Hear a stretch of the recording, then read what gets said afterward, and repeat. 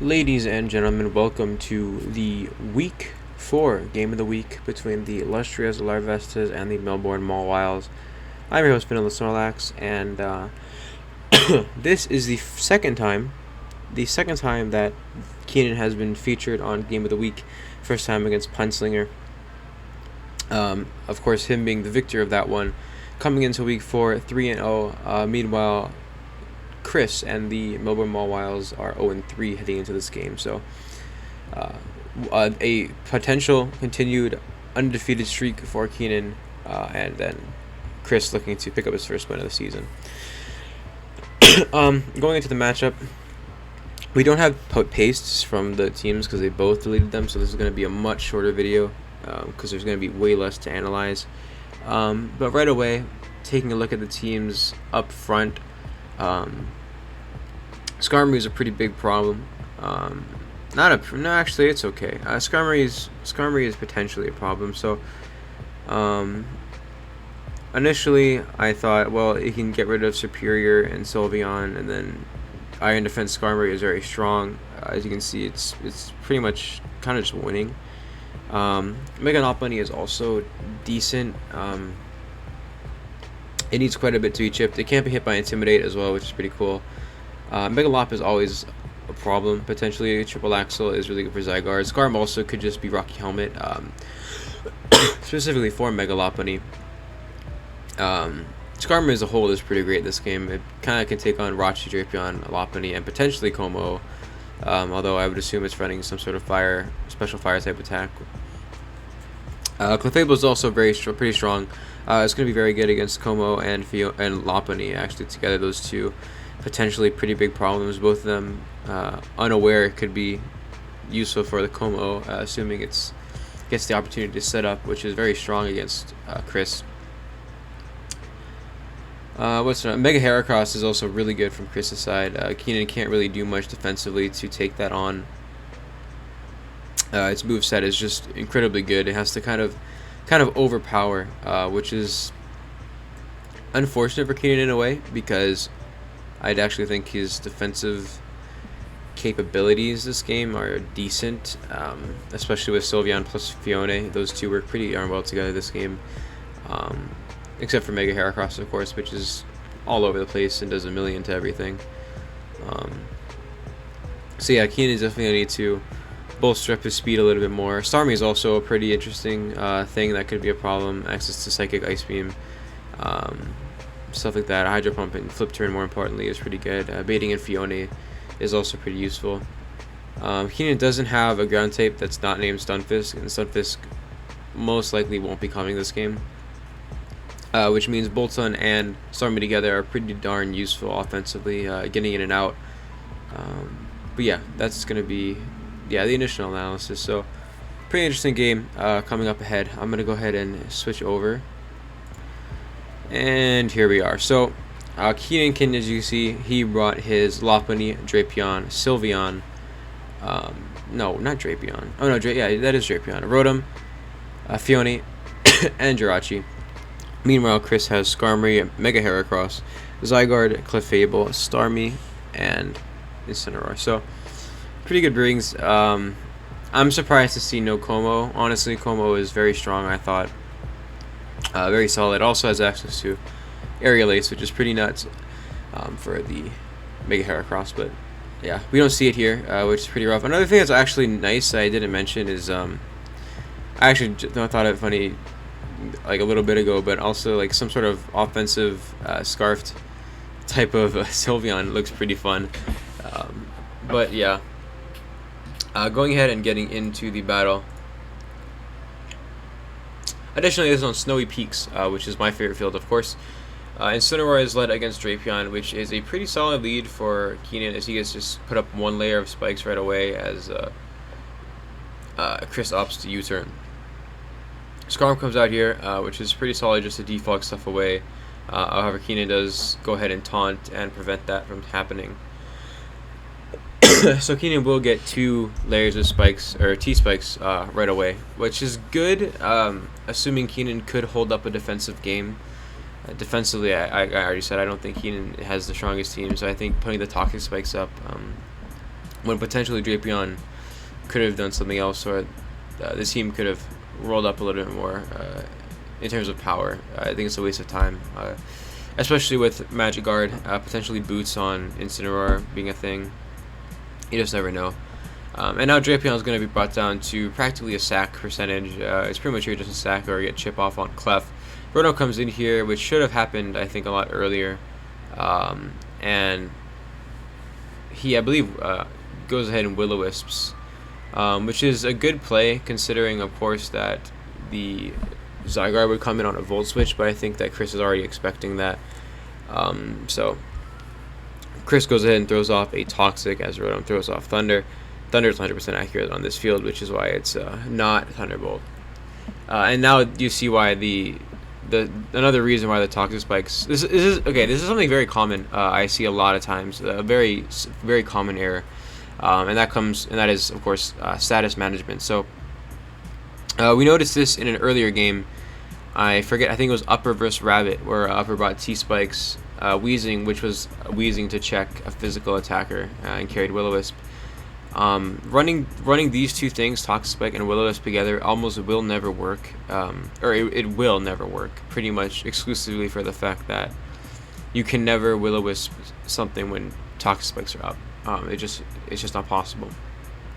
And so, while I think Rotom is good, I think it would have been much better if it was some sort of, Ground Berry, or if something else was Will-O-Wisping, or there is another way to deal with this Zygarde, just because there's anti-synergy with Drapion and Rotom carrying specifically Willow and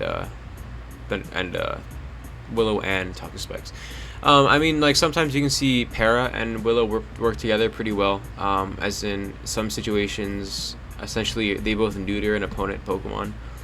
So they can be used kind of interchangeably in certain situations, but in most of the time, you kind of really have to focus specifically what you want to status and such. And obviously, you can see it's going to hurt Kenan here. So both sides are toxic. I mean, Zygarde being toxic is good. Fiona comes in here, which should comfortably be able to take whatever Zygarde wants to throw out, and Zygarde throws out Glare, which is really good. So Glare is a great bring. Especially because of the matchup that they're playing. So Kenan's matchup obviously has to be much more offensive because of this Heracross, and so taking away options in terms of speed to let Mega Heracross kind of have more room to run around is great. However, obviously paralyzing Fiona specifically is not the best. It's still setting the tone, and it's establishing that he does indeed have Glare. And the reason for that, of course, is because Fiona is already slower, unless Kenan's max speed, which I very much doubt. So that's going to force out Heracross into Clefable, as Fiona fires off a Blizzard, which is 100% accurate in this. 100% accurate and boosted in this field. Rachi comes out here on Clef, which is pretty. It's just an interesting play. I mean, it's a good play, of course, but. Okay, so this is another thing. So this is, I think, an error in just general prep and understanding the matchup on Kenan's side of the field, because again we're seeing more hazards. We're seeing additional hazards with you're just seeing additional hazards, and hazards are really good. Obviously they're great, and I'm not saying they're bad. But if a focal point is going to be hazards where you're putting up 2 layers of spikes and rocks, you kind of want to be able to defensively be competent. And because Heracross is still such a dominant threat, it's a pretty rough position to be in. So it's not inherently bad. Again, rocks and stuff are good. Like, I'm not saying that these are bad rings, but Kenan does not have the defensive capability to kind of hold out in a drawn-out game. He would much rather have initiative and power over anything else. So Zygarde comes back in here. It takes 1,000,000% to... I mean, it takes very little with rocks and stuff. And Rachi fires up Thunder, which, of course, is immune to. So Rachi can carry an Ice-type attack here, but it is slower. Oh, I mean, it does trade. So Rachi reveals that it is indeed not holding an ice type attack, and it would have been really cool in this instance if it were like over something potentially like Stealth Rock. Since it is so good, I'm also not sure. So Kenan's running defensive here. My guess is it has enough speed to outspeed Heracross. It would be my guess, and it's probably running Stealth Rock, Thunder, U-turn, Psychic. I also think he brought the wrong team, if I remember correctly, so this could be also just him trying to make the best of what he got. So Rachi is now very low. Fioni comes back out here because it's pretty much the only thing that can take on Zygarde and force it out. But now the Blizzard is pretty much incoming, and Clef is always comfortably going to wall this. Kenan U-turns, doesn't get parried, which is pretty lucky for him. Sylveon comes in here, and now this is a pretty good position for Kenan. And Sylveon is going to be in a position to possibly help Rachi and Drapion heal up. Of course, Chris reveals Calm Mind Clefable as Kenan reveals Baton Pass, and Drapion comes out here. So Moonblast was fired off. It should have been Jirachi there, of course. However, I think Kenan was more worried about getting damage on Clef. So that wish there is going to end up being useless, as Clef gets another Calm Mind up, and Rotom is at a +2. So Thunder is going to be doing a little bit of damage here, brings it down to about 40, I think 8 after leftovers. Rotom goes down to Toxic. So now what's happening here is Kenan has sufficiently gotten his things chipped down enough for Clef to kind of come in and do its thing. And this isn't Kenan's fault particularly, but the reason this Clef is here is because it was able to get so much spacing with pivots and switches and all that. So Lopunny comes out here. Pretty much the only thing that can be done is just throwing things at this Clefable until it is in a position to die. So Return comes out here, and Chris knows he won't be able to out-heal this Lopunny's Return, and just kills off the Lopunny for a low percentage. But this Clefable has done its job. It's taken out 3 guys. Rachi comes back in here and is now able to force it out as he just fires off a Iron Head, I believe. Nope, Psychic. So Psychic's the right bring. Psychic's obviously there to blow up a Heracross. It would have been nice if maybe potentially there was a Steel move, but again, I'm not sure if this is the team he wanted. Fiona gets paralyzed here, which sucks, and there's no reason for Chris to keep this Mon around. It's pretty much not doing anything. Everything this Mon does, or he does keep it, I guess. I guess so. Starmie comes out here, and actually now can spin if it wants to. I don't think you do. Use Thunder, yeah. So Fiona goes down, and now Starmie is pretty comfortable. Sylveon is the only thing that can kind of take it on here, and it's obviously Life Orb, so it won't be going out unscathed. Starmie misses a Hydro Pump, which is very tactical on Kenan's side, as Kenan's managed to wishes up. And misses another Hydro Pump, which sucks for Chris, but at this point, Kenan is in a position where the win is pretty much impossible to get at this point. Heracross plus, you know, his other things are just too strong. If this were a fire move here on Sylveon, this could have been a different game, I believe.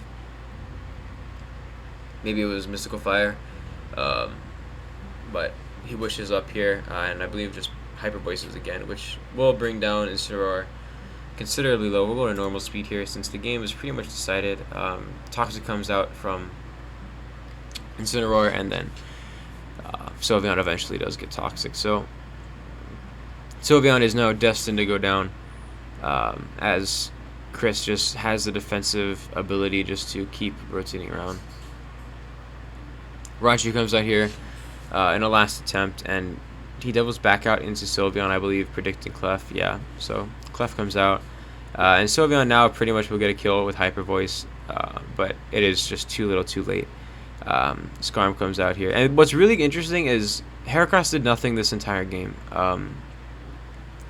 but the prospect around Heracross was pretty intense as well. Like you notice that quite a bit of Kenan's team is prepared for Heracross, and Rachi doesn't even get to attack at the end there. So good game by both sides. It was just a rough matchup, and then I believe Kenan just had the wrong team as well. But great game to Chris, great game to Kenan. Yeah, that is going to be the game of the week.